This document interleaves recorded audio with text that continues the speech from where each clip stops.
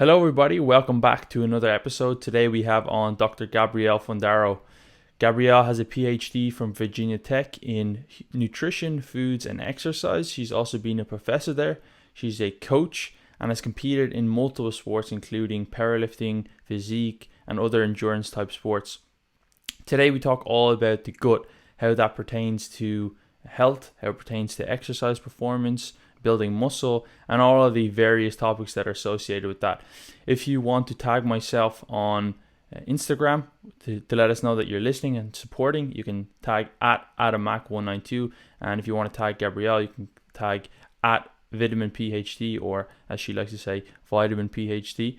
You can always find more information about coaching with myself at healthmastery.co or down in the show notes, and you'll also find all of the links to Gabrielle's coaching, her research that she's doing, as well as all of her social media links. So thank you for listening, and without further ado, let's get into the episode with Gabrielle. So Gabrielle, thank you for coming on the podcast today. Thank you so much for having me. It's nice to see you again from a distance after Dublin last year. Yeah, and apologies on the time. I know it's very early, 8:15 or 17 your time, right? Yeah, I actually get up around like 4:30 or 5 in the morning, so I'm good to go. Well, I actually planned to get up at 6, and I woke up at 6, and then I fell back asleep and got up at 8:45. So you're miles ahead of me. But yes, so for those who don't know who you are, please introduce yourself, who you are, where you're from, and what you do. Yeah, sure. So I am on Instagram as a Vitamin PhD. I am a former faculty member in exercise science and had sort of an interesting pathway to becoming a gut microbiome science communicator on Instagram. So my undergrad degree was actually in exercise science, and I originally intended to go on to run and own a gym. And over the course of my undergrad career, I really fell in love with anatomy and physiology, and skeletal muscle physiology specifically. And I decided that I wanted to go the academic route. And so I went from my bachelor's to a PhD in human nutrition, foods, and exercise from Virginia Tech. And my side project, looking at probiotic supplementation as a potential protective intervention during high-fat feeding, became my main project, because most of the samples from the main project looking at the effects of high-fat feeding on hypertrophy. So it was a sort of serendipitous event, and I didn't really intend to do anything with the gut microbiome after that. I went on to teach for 4 years in exercise science, primarily sport nutrition, anatomy and phys, and some of the intro to exercise science courses. And in my 4th year, Dr. Mike Israetel from Renaissance Periodization came upon some of my my posts. I had a tiny little blog, and I was posting a lot in the International Society of Sport Nutrition because I was getting ready for that exam. And he appreciated the way that I was interacting with the other members there in terms of having sort of cordial debates, and recruited me to Renaissance Periodization. And in that 4th year of teaching, I had to kind of make a decision between pursuing promotion, which meant, focusing more on trying to publish, which was a challenge at the time because my institution was primarily teaching focused. We didn't have a research lab, and I'm more of a benchtop researcher. And so it was a combination of,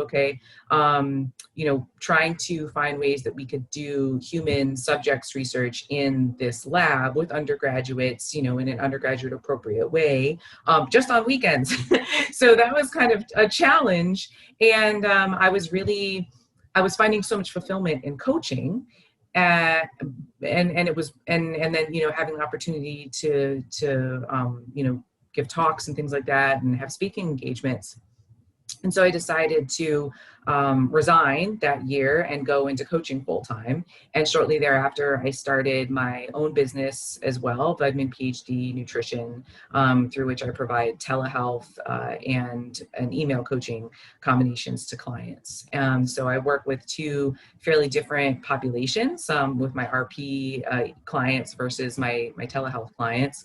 And then my I guess the way that I came onto the scene on Instagram was just that Dr. Mike connected me with Steve Hall from Revive Stronger for my first ever podcast several years ago, and we talked about the gut microbiome and gut health. And since then, it seems like it's been a snowball effect that people have become more and more interested in gut microbiome research. And I've been really fortunate to be able to speak about it a great deal. I'm in the tail end of finishing a book, so the Renaissance periodization big book of gut microbiome science. And that's what I try to do now, is I try to empower people with evidence-based information so that they can make informed choices when it comes to navigating sort of the gut health marketing on Instagram and social media. I've actually got like a really messy desktop. I'm just a messy person. I like to be like think I'm like organized, but I just can't. But I have a book. I actually haven't even read this book. It's just been here for like months. So I have that too. Where do I have it? I feel like it's it's not on my shelf right now. Oh, it's I'm in the process of like unpacking and I've relocated and whatnot. And so my books are just scattered everywhere. But I have that book. I posted about that on Instagram. Oh, really? Yeah, I buy way too many books that I just don't really read. And I think I ended up listening on Audible because usually I fantasize about reading it so that I don't become like illiterate, but I usually just listen to it on Audible. But you also have, for those who are kind of listening to this on a podcast, I just raised up a book called Gut. Yeah. Pretty much, yeah. It's a book about gut health, I assume. I can't remember. But so you also have some experience in kind of the competitive side of things, of bodybuilding, strength sports. Can you talk to us a little bit about your experience there, just, yourself and working with clients? Because I know there's a lot of, I think this is the same for probably all experts in nutrition or health, that it's, unless you have some experience in specific sports or endeavors, it's hard to kind of relate and even think from different perspectives. But you have experience in bodybuilding, right?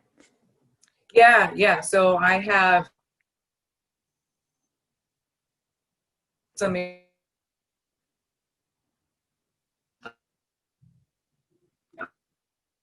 just being a trail runner, and I did quite a few races when I was living in Virginia when I was in grad school and undergrad.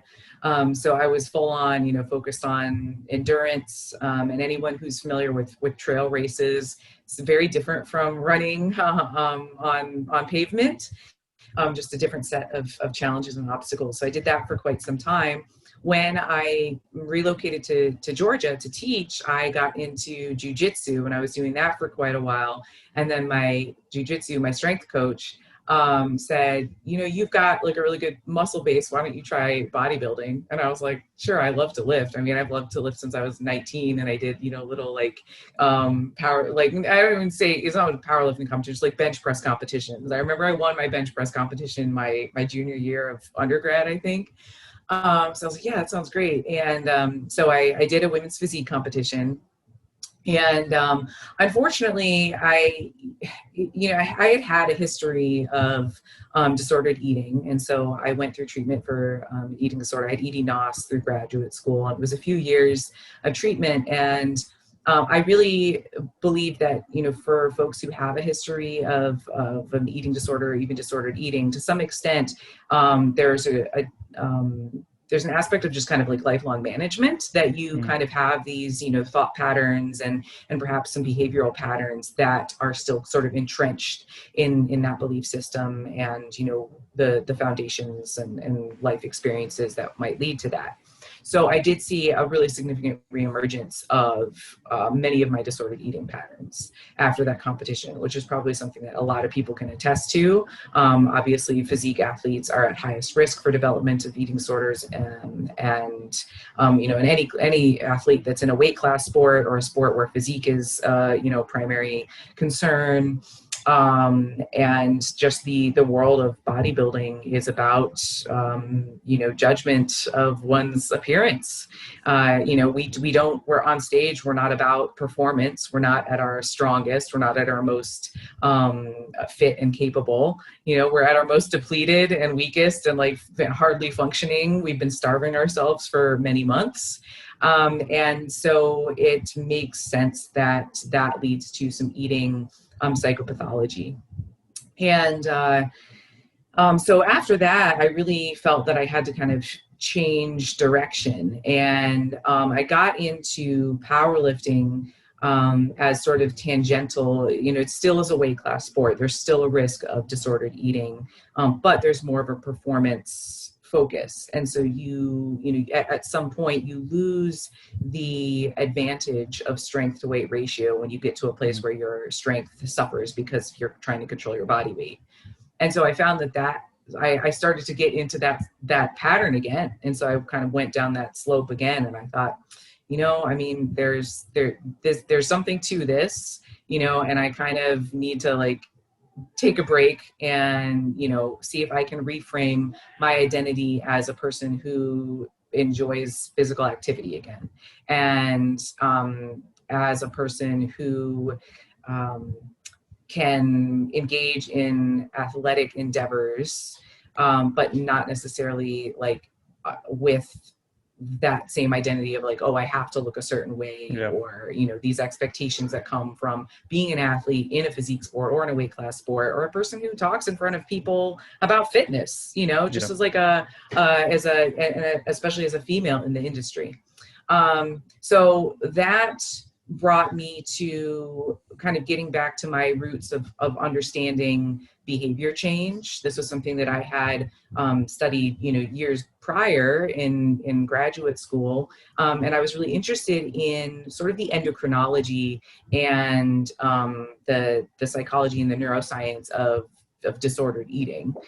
And that's when I really started to look into how I could become the type of coach that would mitigate risk and harm in people who want to, intentionally modify their weight. Because it is kind of like a contact sport. When we want to diet, especially if it's something that's like to get on stage, that we have to be aware, and our clients have to be aware of the potential risks and the potential harm. Like we have to know about potential injuries for playing a contact sport so they can provide informed consent.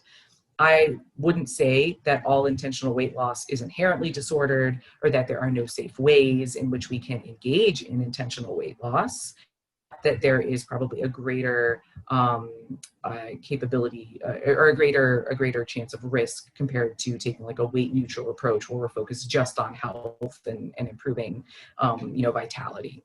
Yeah, no, I think that's a good point you made. Is that people need to be careful when they suggest to others that you should compete just because someone looks good.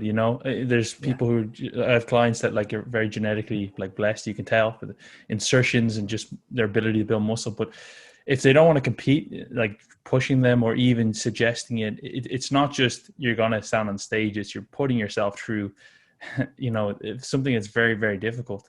And I myself, I don't feel like I have any eating, issues.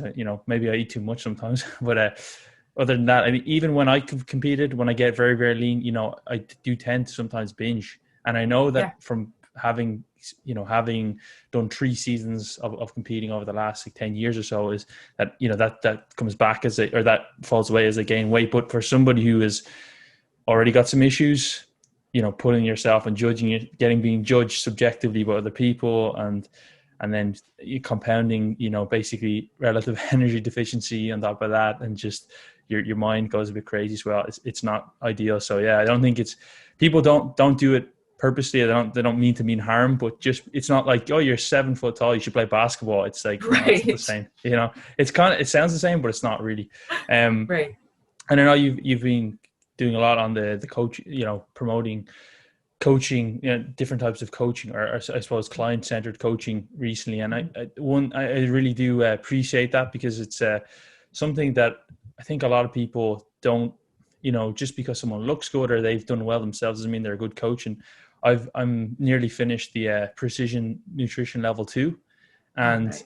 I've been coaching for a while, but it really helps you understand, what it actually means. And it's not just because someone's, a mother with two kids just needs to lose a bit of weight. It's not that, they're the only ones who need client-centered approach, and just because someone wants to be a bodybuilder means you have to kind of hammer them as if it was an animal pack ad or something like that.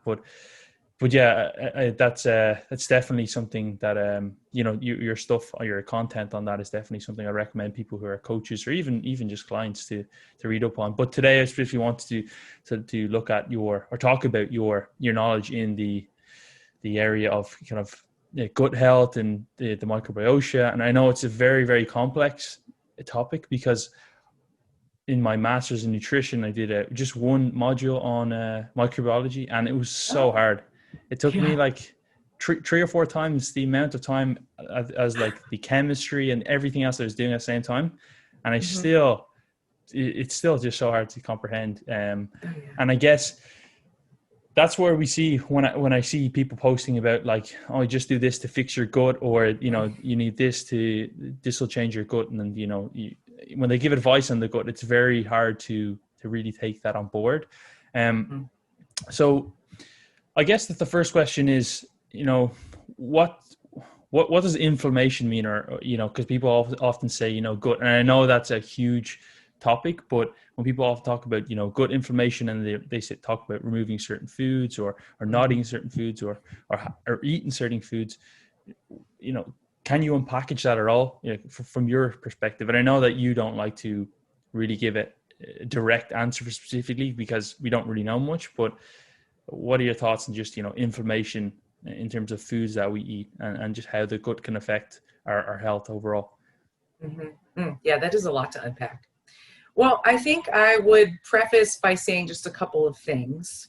When it comes to gut microbiome science, we have not established any causal relationship between the gut microbiome and any disease, outside of specific pathogens that we know produce toxins that cause disease, something like a parasitic infection, or specific strains of E. coli, or streptococcus that are known to cause disease. But the gut microbiome as a whole, taking all of the microbial contents and all of their genetic information, we haven't been able to say, yes, we found a profile, a specific ratio of microbes that causes this disease.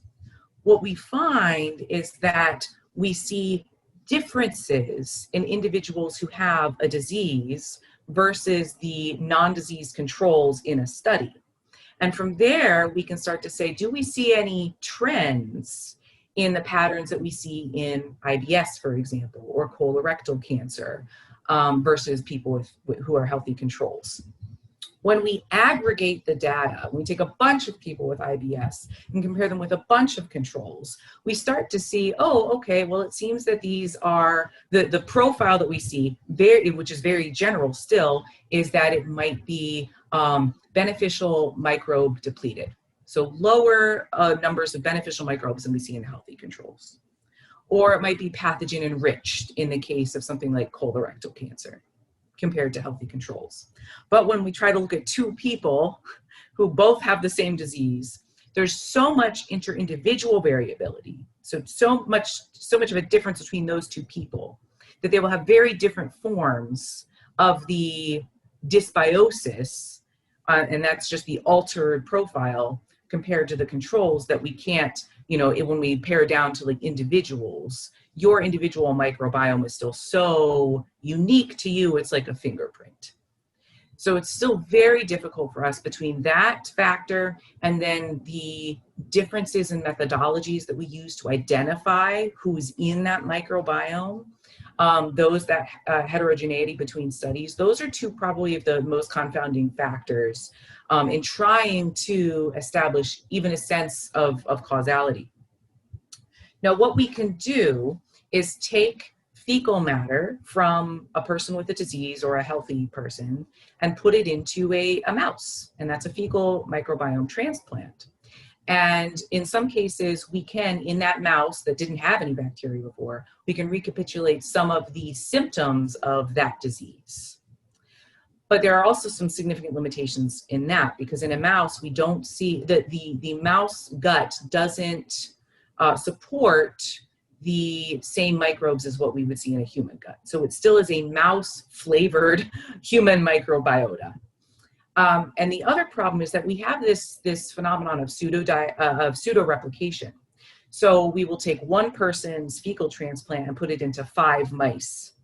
Now, do we call that an N of 5, or do we call that an N of 1 because it came from one human? And we're trying to recapitulate the symptoms of that one human. Probably we should be 1 mouse to 1 human, and that's what we would say. That's our sample.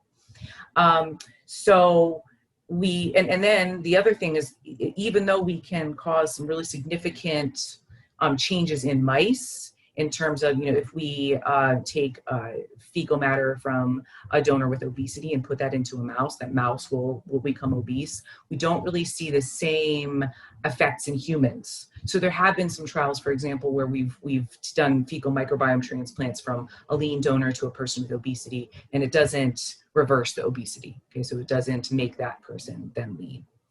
So when we make statements, for example, about things like inflammation in the gut. Inflammation is an umbrella term very similar to saying like gut health or dysbiosis. That there are acute versions of inflammation. That's something normal that we would experience after an exercise bout. We also have chronic inflammation. Now, when we're talking about the inflammation that's associated with metabolic disease, type 2 diabetes, or metabolic endotoxemia, which is a term that was coined maybe in the last couple decades in the area of gut microbiome research, that is a sort of a subclinical form of inflammation. So when we look at inflammation as sort of a spectrum, we have a clinical cutoff for sepsis of, okay, this person is in the hospital. Their inflammatory markers, and there are many because we have multiple tissues releasing multiple versions of their own sort of inflammatory markers, are clearly above what we would consider to be a normal range. And so that person is in the hospital. But metabolic endotoxemia, which refers to an elevated level of lipopolysaccharide, it's an immune, I should say it's a toxin that comes from certain types of bacteria, and I hesitate to say toxin because people are like toxins, but that's probably what that's the best term for it. So it binds to immune receptors, and it can cause cells like skeletal muscle cells to release some chemicals that would signal to other tissues, hey, we have a problem here and we have to mount an immune response. But it's not sepsis. It's not what we would see in a person who has an infection.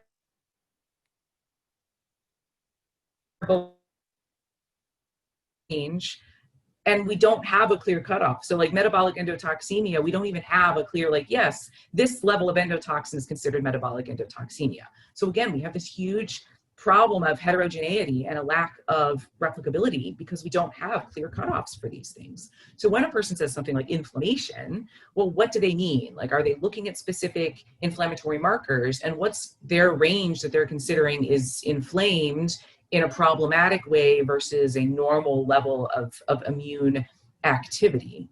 So, so I hope that kind of answers the question, that there's not a great answer to that question because the science isn't there yet. We have some really significant limitations in the ways we can measure these things. And yes, we can absolutely measure specific inflammatory markers. People look at, TNF alpha, C-reactive protein, things like that. We can look at those, but we have to be very aware of the fact that, like, there are huge reference ranges for what's considered normal. And the fact that a person moves laterally from like a high end of normal to a low end of normal, can we really say like, oh, we fixed inflammation in that person, and that's if we're even measuring those things, which I think probably a lot of people really aren't. Yeah. So I guess when people think of inflammation, or they're digesting information, to excuse the pun, from the media, or whoever it is, we see it a lot, and even on Instagram with educators or quote unquote educators, that when we see inflammation, people will think of, well, when you have a swollen arm, you can see that inflammation. So they'll almost, compare that to mean that, oh, my gut is swollen, or it's inflamed, in terms of when you say my hand, my finger, my leg is inflamed to that extent. So, everything that we consume obviously is down through, we consume it and it gets digested and assimilated through to our gut or through our intestines. So how important is then the food that we eat in terms of, if we're looking at building muscle specifically? Because I know with bodybuilders, it seems to always be about the macros and just, once you get enough fiber so that you're not hungry, fruits and vegetables, we probably should eat them because they're for health reasons. But I know that bodybuilders don't really tend to do that. How much of an importance does that play a role? And obviously your micronutrients are involved in energy production, through to the whole metabolic processes, etc., to create ATP. Yeah. But in terms of gut health, and again, I know that's being a broad term, because what does that actually mean? But how important is it, how important is our diet in terms of building muscle, and not just, making sure that we get enough protein or carbohydrates or whatever? Yeah, I'm glad you asked that, because there actually have been a couple of really interesting studies in bodybuilders specifically very recently. So just within the last few months. So in the past couple of years, people might be aware of the fact that gut microbiome literature has focused mostly on endurance athletes. And they found that, generally speaking, cardiovascular fitness correlates with diversity. So diversity is the richness and the evenness of species within the gut. And we generally assume that there's probably a Goldilocks effect. You can have a little bit too much diversity. You can certainly have too little, but we want to have an array of microbes and an array of genes, so that there's a lot of functional capacity to the gut. And so when we compare the diversity of people who are physically active to those who are not, we see it's higher in people who are physically active. And athletes specifically seem to have enrichment of certain microbes that produce butyrate, which is really beneficial, short-chain fatty acid. And recently they found that some of the microbes are enriched that actually convert lactate to propionate. So they're basically taking something that, we can convert lactate to glucose, but it's sort of expensive and via ATP, but they're converting that to propionate. And so they're taking something that's not a super awesome energy source, and they're making it into something that is a richer energy source, propionate being more energy dense. So it looks like the guts of athletes tend to be, there's some relationship there between the microbiota and exercise.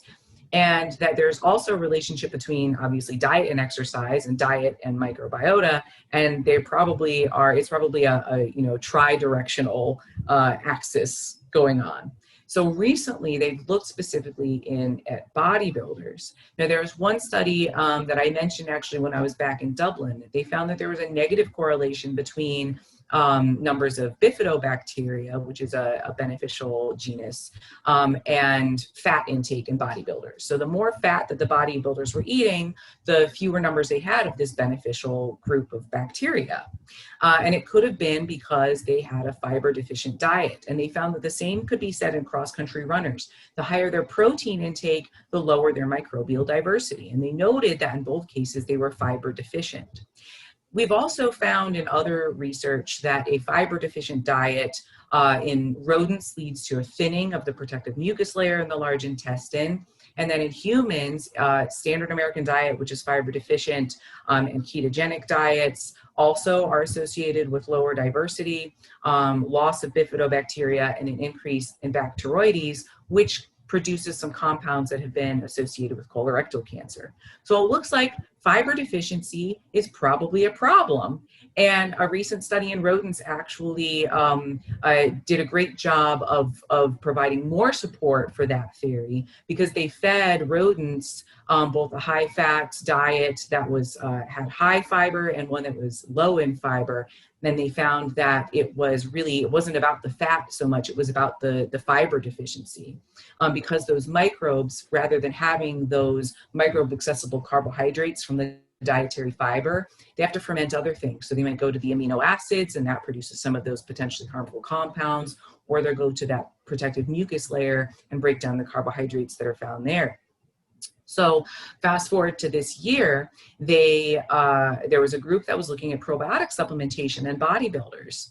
Now, it was really interesting. They found that the probiotic supplementation didn't really seem to do anything for anyone. But what they found that was really compelling was that the group of bodybuilders who ate a high protein, low fiber diet, their microbial diversity was no different from the healthy controls. Whereas the bodybuilders who ate a diet that met the RDA for fiber and had a little bit lower protein intake, they did see a greater enrichment of species, so greater diversity, markers of diversity in that group of bodybuilders. And this was a theory that was kind of built over time, looking at the role of fiber and complex carbohydrates in supporting a diverse microbiota. And it was something that I had mentioned last year that, perhaps even if people are exercising, but they're not eating a prudent diet and they're not providing adequate levels of carbohydrates to these bacteria, there's a chance that maybe they're not going to see or fully realize the effects of exercise. And it looks like that actually is the case. So if people are engaging in physical activity and, they're bodybuilders and they want to keep health in mind, then it's very prudent to ensure that they're taking in adequate fiber.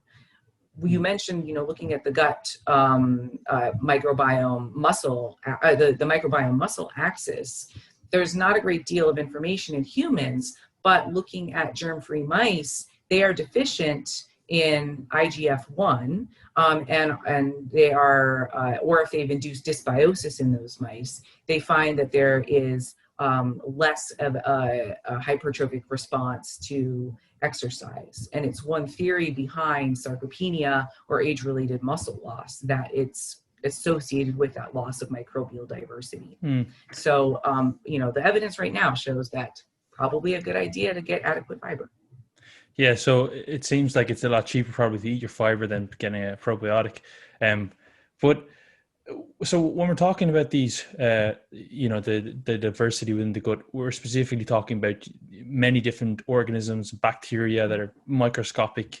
I know that there's a lot, but could you even put a number on it, the amount perhaps of the diversity of the different types, and how do these organisms actually grow within the gut? It's obviously not they're not live. We're not eating.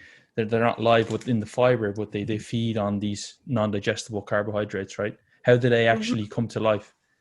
Yeah. Oh, that's such a great question. So, well, we're actually first colonized maybe in utero. That's still a really contentious area that we, there's some evidence that our intestines are not completely sterile in utero, but we're first colonized as during the process of birth. So if we're born vaginally, we're going to be colonized primarily by fecal bacteria from the mother. And that's because the vaginal canal is, very in close proximity to the anus. And then there's, people might get squicky about that. But, previously people thought, oh, it's, colonization through the vaginal canal, but that's primarily lactobacilli. And what we really see initially blooming are bifidobacteria. So that's where we get our first sort of inoculation. Now, if we're born via C-section, we won't have that initial exposure. And so we'll first be colonized with more of the bacteria that we might find on skin. So there can be a delayed colonization. We see the same thing when we compare bottle versus breastfed, that individuals who are bottle fed may see delayed or reduced diversity compared to those who are breastfed, because breast milk contains specific carbohydrates called human milk oligosaccharides, and we actually can't produce those in a lab yet. It's really interesting. So those are some of the differences that we see early in life. And we see a really huge bloom when we start eating solid foods, and we're getting some more of those dietary, carbohydrates, those microbe accessible carbohydrates that are not digestible to humans, primarily in the form of dietary fiber and resistant starch. The anatomy of the digestive tract also changes as we get older. Initially, it's more permeable, and so the bacteria there have to be a little bit more aerotolerant or tolerant to oxygen. It becomes more anaerobic as we age. Now, the colonization of the GI tract is variable as we move from the stomach, which is really high in acid. We see very low numbers of bacteria and low diversity, but we do see some lactobacilli hanging out there. As we move through the small intestine and then into the large intestine, we see that the numbers and the diversity of microbes increase. When we get to the large intestine or the colon, that's where we see most of the microbes. We have tens of trillions of microbes, like actually a couple kilograms of biomass of microbes in the gut. It's a staggering number. They're mostly bacteria, but we also have some archaea. So we have some methanogens there that help to make it a place that is really good for fermentation. And then we also have some fungi. We have yeasts there, and yeast gets a really bad rep, but there's actually one form of a yeast that's a really effective probiotic, and yeast seem to play a very important role in helping to educate and mature our immune system. So these microbes live in the lumen, so the center hole of the gut. We think of it like a long hose. And some of them also will live in the first layer of mucus that covers those intestinal cells in the large intestine. But the second layer of mucus that's closer to the intestinal cells, that should pretty much be sterile. But they can still interact with those intestinal cells, and they can also interact with the immune cells that hang out just below those intestinal cells. So that's how they're sort of interacting with our body very directly, but they're also producing compounds called postbiotics. So short chain fatty acids would be one example, and those are things that we can use for energy. And they also can bind to certain receptors and send messages in that way. So they can also have more of a peripheral effect on sort of the entirety of human physiology. And the way that they are doing that is through fermentation. And so they're sort of oxidizing these carbohydrates or amino acids. And some of them require it to be an anaerobic process. Others are okay in an oxygenated environment. And so we see that the types of microbes also change as we move from stomach, which is going to have more oxygen and be more acidic, versus the colon, it's anaerobic and very low acidity levels there.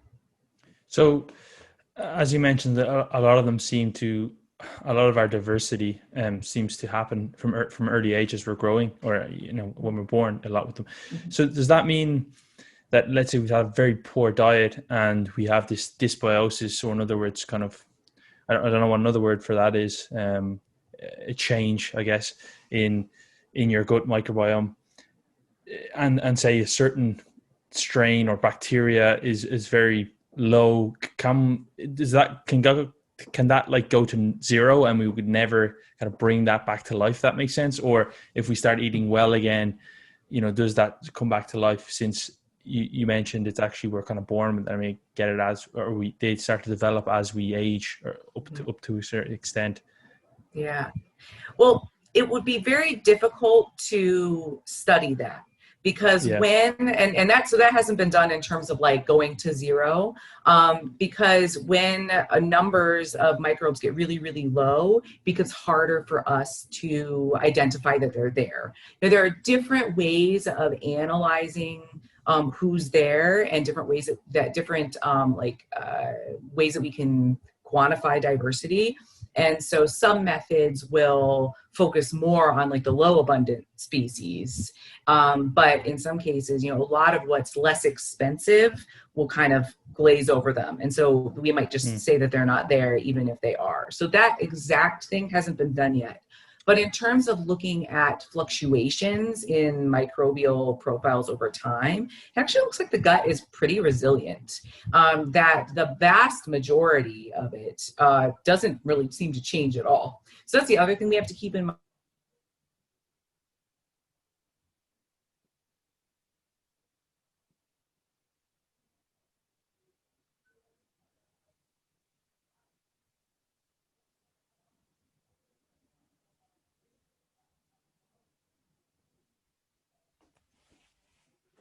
We are kind of building on what people have found before. So that makes it hard it makes it impossible to identify everyone that's there. But based on what we see so far, about 60 to 80% of our microbial inhabitants hang out with us pretty much no matter what. And that there have been some studies that have shown that like even when people do some sort of lifestyle intervention, they may see some changes initially. And then of course, if they stop the intervention, they revert back to baseline. But even over time, as they've continued that intervention, they still see some reverting back to baseline. You know, there's recovery after antibiotic use. There's recovery after illness. But, you know, it's hard to say like what is our real like native, native, you know, baseline, because it is somewhat still dynamic over time. Yeah, it's affected by everything, isn't it? Right from coffee to training to. So how do we know then what is like quote unquote good or healthy or optimal for us? And then if we're not too clear on that, then how do we know what we should be doing in terms of, because we often hear, well, you know, fermented foods are good for your gut health, but if I'm feeling fine and, you know, I don't really know what's going on in there because I don't really understand it that well, you know, should I have kefir? Should I eat sauerkraut? Do I need to take different types of fibers? You know, what's good first of all? And I guess that's probably a hard question to answer. And then how do we improve on good, or how do we know if it's bad? You know. Yeah, those are the $1 million questions, because we actually don't have one profile of good or one profile of bad. We don't have one profile of what we consider to be a healthy gut, because our healthy controls look different based on the region from which we've collected them. South Korea versus US versus, you know, like rural West Africa. We tend to assume that greater diversity is synonymous with good, but that's not necessarily the case, because if you have diversity and you have a large, like a wide variety of species and a relative, you know, rich, relatively even distribution, you could have theoretically a gut that's almost an unstable ecosystem, because there are no there's no strong foundation in any one group.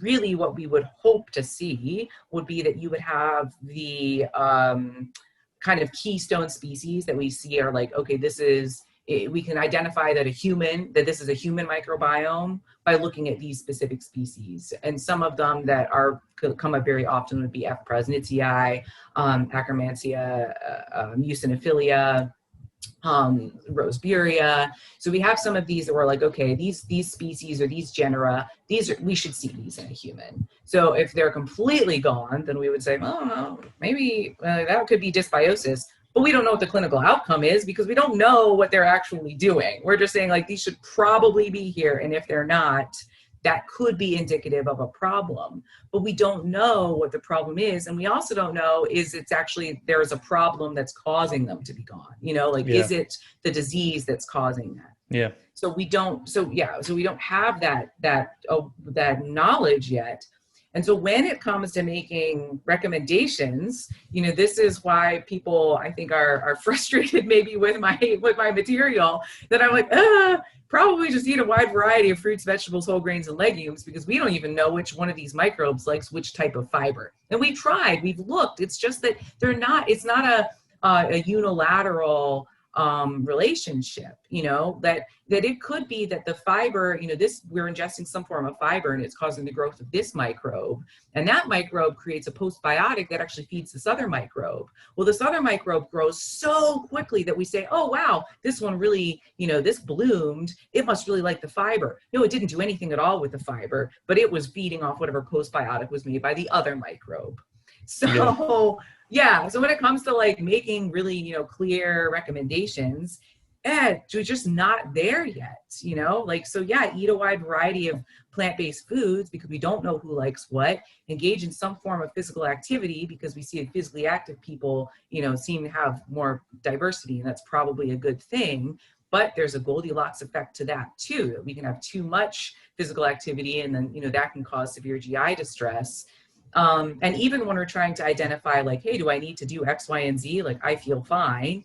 Well, you won't necessarily have symptoms of some gastrointestinal diseases. Others you may have symptoms of. Sometimes you may have some GI distress. There's nothing wrong with your gut. It's just that you have microbes that really like to ferment whatever, fermentable fiber to a lot of gas, and now you're experiencing gas and bloating. And then you think, oh, I have bad gut health. Yeah, that was going to be my next question is, based off of our diet, or on our microbiome, does it prefer certain types of fibers, or can we just I've eaten 200 grams of oats today, so I've got my fiber intake, or should we be trying to get a wide variety of fruits and vegetables, or is it just kind of a best guess at the moment? Well, we can see that they do prefer soluble fibers. So those are, generally speaking, the more fermentable fibers. So the ones that will get soft and form a gel in water. That the insoluble, more structural fibers like cellulose, those aren't readily fermented. So when we're trying to decide, what type of fiber we want to take in, or how do we enrich like prebiotic, that's what we would say, like prebiotics in the diet. We don't have to supplement with those, thank goodness. All we have to do is eat fruits, vegetables, whole grains, legumes, and nuts. And so, yes, it still is about getting dietary variety. And there is also, a ceiling to how much fiber we can probably comfortably ingest, maybe around 70 grams a day. But some people eat more than that. We can certainly train the gut in a variety of ways when it comes to, carbohydrate ingestion during exercise. And very likely we could see some adaptations in the microbial and functional diversity that would adapt to greater fiber intake.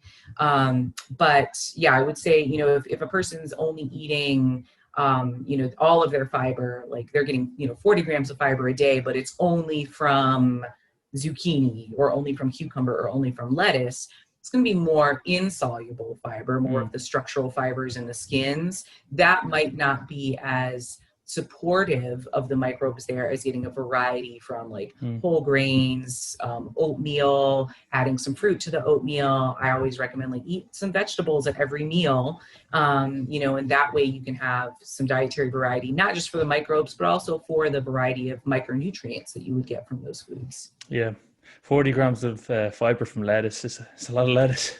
That would be a lot of lettuce, yeah. You want to be like a gorilla or a cow or something to get that.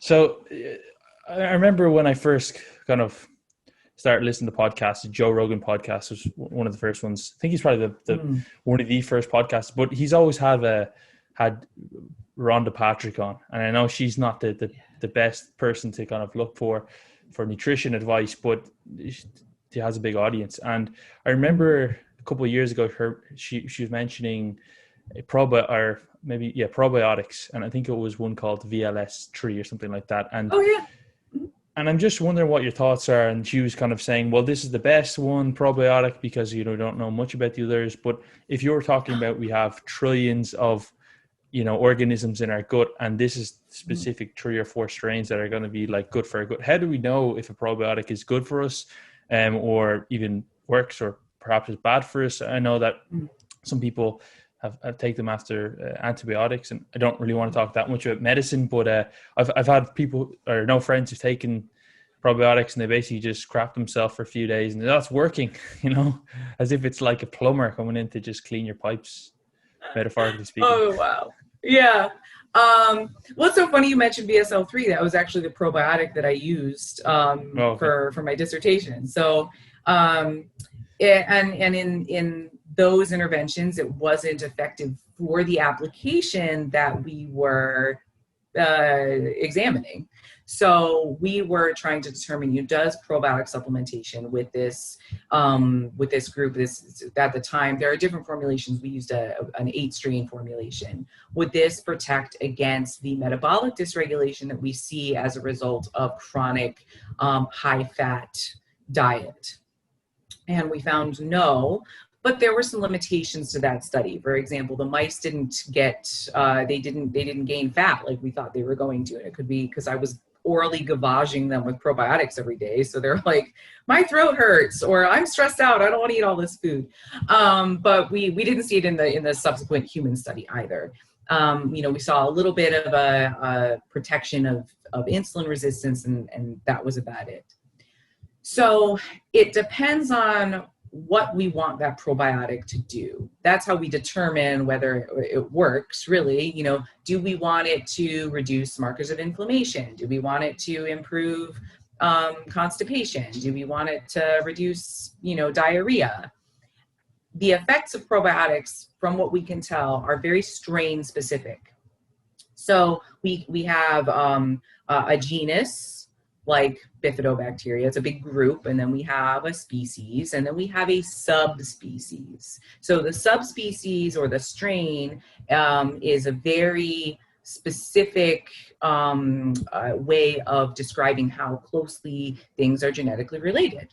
And so it would be like the difference between a dingo and a dog. That's the subspecies differentiation that most people would be familiar with. So we could take E. coli, for example.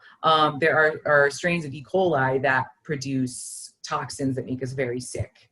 But then there's also E. coli niscile, which is a probiotic. So the effects are, like I said, it can be very specific. And so if we're taking a probiotic that's been shown to be really effective for reducing the severity of diarrhea, and then we look at, what does it do for insulin sensitivity? And it does nothing. Well, we wouldn't say as a whole it's not effective. It just doesn't help with insulin sensitivity. But it does have this other application. And so that's what we usually find with probiotics. The effects are specific in that way, and then also in terms of the population. So in some cases, probiotics seem to be very effective for children, but not for adults, for like the same thing. Like pediatric diarrhea, lactobacillus rhamnosus, GG, seems to be really effective. Hasn't been replicated in adults. We've tried, they just don't seem to respond to it. So probiotics do have applications, but they're fairly limited at the moment. And and then when people say something like, does, a probiotic like enrich or re-inoculate the gut? We don't have strong evidence to show that that's necessarily the case, because they will go in one end and out the other. Consistently, reliably, we'll be able to say, oh yeah, we see that they're enriched in your fecal matter. That doesn't necessarily mean that they are taking up residence in your gut, but that might not actually matter so much. So they might be able to pass through and as just like transient visitors interact with other microbes on the way through and cause them to change in some way. Yeah. So we don't even know that that's necessarily, that it's necessary for them to take up residence. So it sounds like it's more like you only want to be taking probiotics if you got them from your doctor, not because I want to improve my gut health or become healthier if you're already, and even then it's almost like self-medicating to an extent if you're taking probiotics. Well, yeah, and it depends. I mean, in the US, like doctors might recommend like, oh, I think you should take a probiotic with this, but they're not controlled here. So you can like go anywhere and get probiotics. And that, in itself could be a limitation because of the way that supplements in the US are regulated, that manufacturers can go to a third party for testing for purity, but that doesn't necessarily indicate that it's going to be effective or safe. And there are some contraindications to probiotic supplementation because now it's coming to light that they may pose a risk to individuals who have, severe ulcerations, if they have like ulcerative colitis or something. There have been some documented cases of bacterial translocation of fungal infections in the blood because, full organisms might be able to pass through a very permeable intestine. They may interact with other oral drugs like cancer treatment. The gut microbiome does play a role in drug metabolism. So if they would by chance enrich, they could modify the way that drugs are affecting that person who's taking the probiotic. And then, it could be that they just take a different probiotic from what would actually be helpful for them. And then they're just wasting money, yeah. It's also, there was a recent study that illustrated that there was a delay in reestablishment of the microbiome after treatment with antibiotics in folks who were taking a probiotic. So they're not without risk. they're not like safe just because they're natural. They're not always effective. And we don't even really have great recommendations for like what to look for in a probiotic. Doesn't necessarily have to be multi-strain, but it probably has to be several billion CFUs and probably has to be taken maybe, more than once a day, for, I don't know, maybe weeks to see any effect. Yeah. So it sounds like it's not something you want to treat like an extra supplement to your kind of arsenal of creatine and pre-workout or whatever you're taking. But Right. it's definitely something that I think health conscious people often consider. It's like, I'm going to take a probiotic because of my good health, and that's kind of the extent of Yeah. their knowledge. Um, Hmm. just a few questions before we wrap up that from a Yeah. practical perspective. Is there any? I know we don't consume foods as a single, like a single source. Like we don't consume Mhm. polyunsaturated fats or saturated fats, Right. but that's the way we people often look at Hmm. food in terms of it's not food, but it's constituents. So, is Hmm. there any foods that we consume in the diet that can actively affect negatively our gut, and then perhaps how we feel or our health in general on an acute level? Is there anything that you've seen that, often we'll hear people saying, well, we've mentioned the thing about getting gas from eating certain types of Hmm. fermentable carbohydrates. You'll notice Yeah. that protein bars and stuff like that, or too much Hmm. chewing gum. I noticed that when I was prepping, I was eating like four Hmm. packs a day, and then just Oh. yeah, that's when the calories add up from no calorie gum or Hmm. calorie free gum. But is there any foods that we can specifically eat? Other people will say mention things like aspartame or other artificial Hmm. sweeteners. They cause gut dysbiosis, or they're not good for your gut, and then that'll often transfer to, well, we have this gut brain axis, so it's not good for your brain, and etc. So, and you often hear this term, you are what you eat, and the food that you eat affects how you feel, which to an extent I definitely believe that. But what are your thoughts on just food and its effect on the gut itself in the context of a good diet? So Yeah, yeah. I mean, if there's a food that I would say would have an acute effect on the gut, it would be sugar alcohols because they're so readily fermented and they are so osmotically active that like pretty much right away, if you eat a little bit too much of a sugar alcohol, xylitol, sorbitol, maltitol, anything like yeah, things that end in an all, except for erythritol, it's not really readily fermented. Those will have a laxative effect, cause a lot of gas. Probably your microbes are super happy to be, metabolizing those. But if you have severe diarrhea, that could potentially kind of flush out some of the microbes that are hanging out in the lumen of the gut. And so, if that's something that's happened chronically, that could certainly be a problem. But there's really no food in isolation that will have an acute effect on the microbial community or the gut or gut health, aside from like gluten in a person with celiac disease or a person who's got an allergy. So yeah, looking at whole dietary patterns, the one that comes up most often for being very supportive of health all around would be a Mediterranean style dietary pattern. And it's an omnivorous way of eating. So there's no like real benefit to being vegan or vegetarian compared to being a prudent omnivore. But looking at like the dietary extremes, like if someone does want to do the carnivore diet, um, after hearing everything that we've talked about in this podcast, is probably clear that is maybe not the most prudent thing to do because it's not going to provide any microbe accessible carbohydrates. But yeah, aside from that, I mean, there are really prudent ways to do most ways of eating, and then there are very imprudent ways to do those same ways of eating. so just on the gluten piece, and I know you've probably are bored to death talking about gluten, but um, is there kind of a scale of, well, I'm not celiac, but I'm not going to eat gluten because, or I'm going to eat gluten-free oats. I remember when I was 19, I had my very first coach, 2011. I found him on a forum, so wasn't that reputable. But he told me I had to eat gluten-free oats, and I was it was pretty expensive actually at the time because gluten wasn't that popular. I mean, eating gluten free for non-celiacs wasn't that popular. Right. So it was Yeah. like 5 times the price. um, Oh, but is there any benefits, or could there be any issues at all with eating gluten? Because people say, well, I'm not celiac, but it might cause a little bit of impermeability, or a little bit of gluten can affect the lining of the lumen, and then affect, particles of food will get through and they won't be digested, and then you'll get these intolerances to food. I've heard these all things before. What are your thoughts on that? so non-cellular gluten sensitivity is not yet an agreed upon diagnosis or disease state. Um, there are people who report having GI distress when they eat gluten-containing foods, and that is certainly reasonable.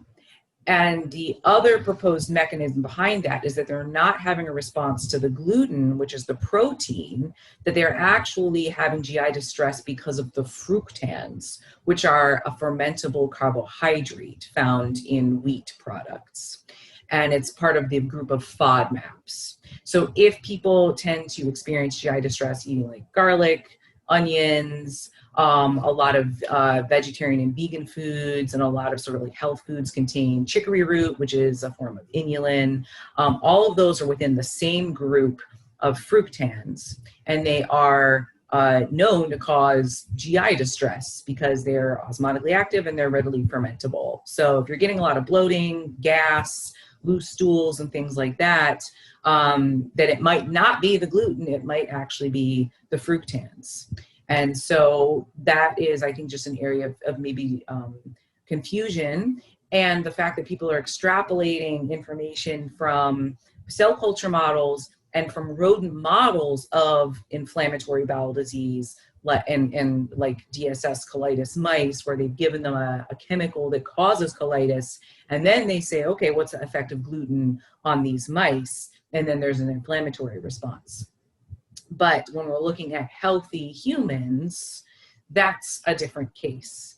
And we have to wait for better, confirmatory trials to say like, okay, yes, it actually is the gluten. It's absolutely not the fructans. It's nothing else. It's just the gluten. And it happens in healthy people, and it happens in this amount. And then we can, start coming up with some recommendations. But we just are not there yet. It might go the same way that we saw with like MSG, where people were like, MSG causes migraines. And then in these double-blind placebo-controlled trials, there's just a nocebo effect. People think they're getting MSG, and so they get a migraine even though they've gotten nothing. So that could be another part of it, that there could be a nocebo effect occurring there as well. Yeah, I think I remember my dad used to say that after eating Chinese food, he gets like a food hangover because of the MSG, but it probably could have been that he ate like 4,000 calories.